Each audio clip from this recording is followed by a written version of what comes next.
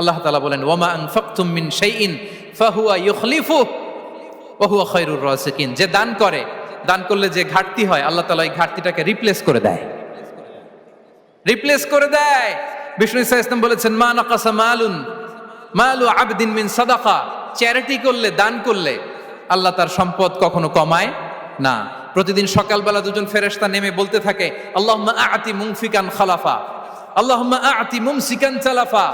ফেরেশতা দুজন বলে আল্লাহ, যে দান করলো, দানের কারণে যে ঘাটতিটা হলো এটা তুমি মেক আপ করে দাও, এটা তোমার পক্ষ থেকে বারাকা দিয়ে রিপ্লেস করে দাও।